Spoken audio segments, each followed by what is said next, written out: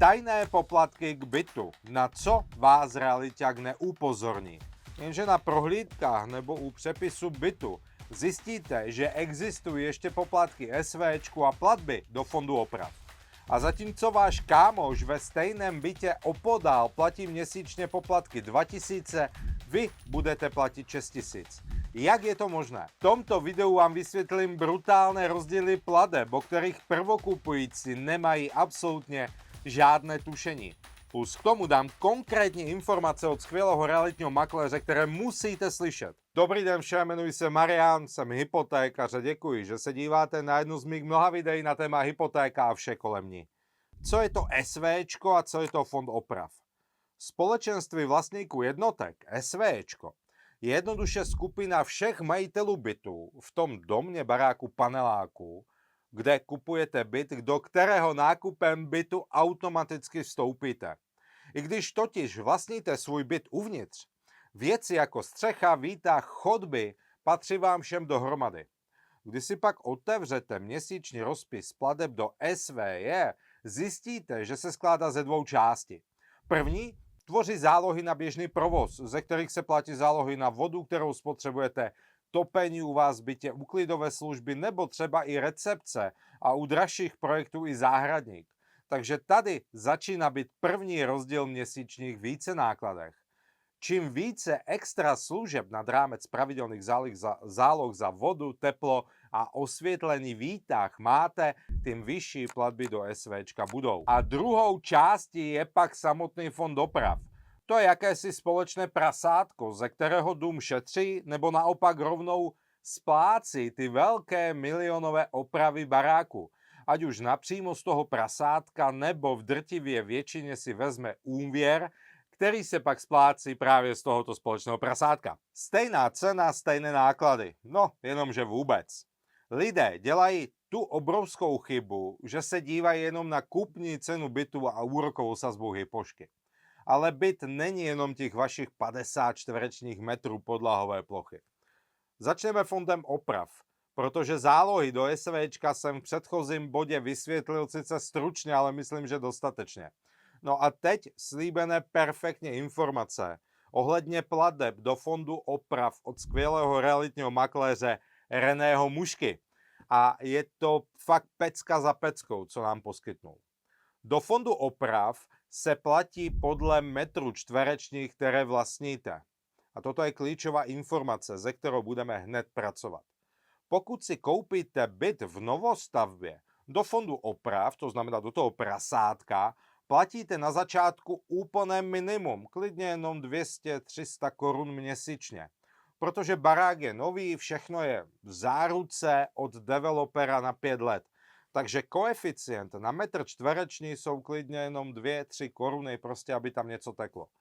Aktuální příklad od Rendy u bytu z roku 2020, který teď prodává. Byt má 90 metrů a do fondu oprav se platí 909 korun, takže je to zhruba 10 korun za metr čtvereční.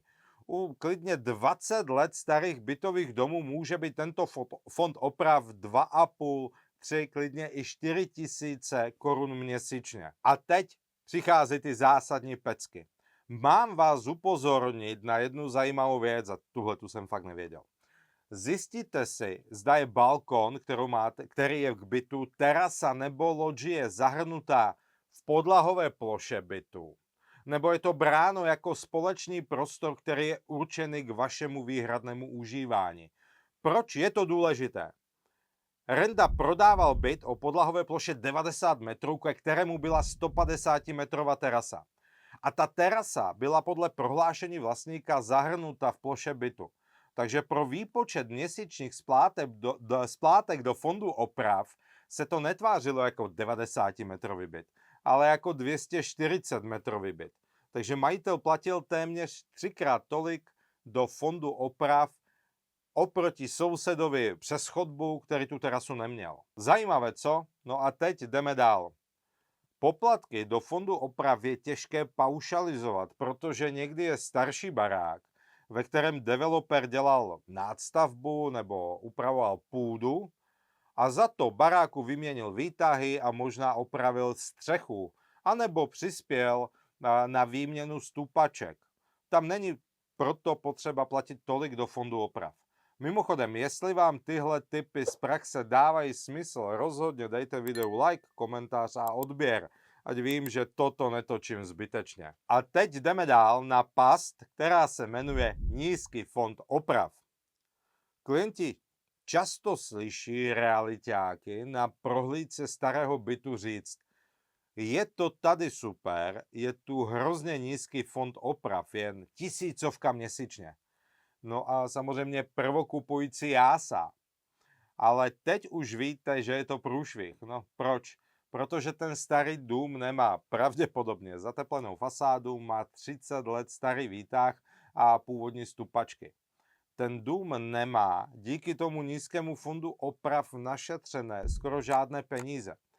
A klidně se může stát, že během 1 nebo 2 let to SVčko bude tyhle věci řešit. No a vezmou si pak klidně 20 milionový úvěr a vám ten fond oprav z měsíce na měsíc vylítne z té 1000 klidně na 5000 měsíčně.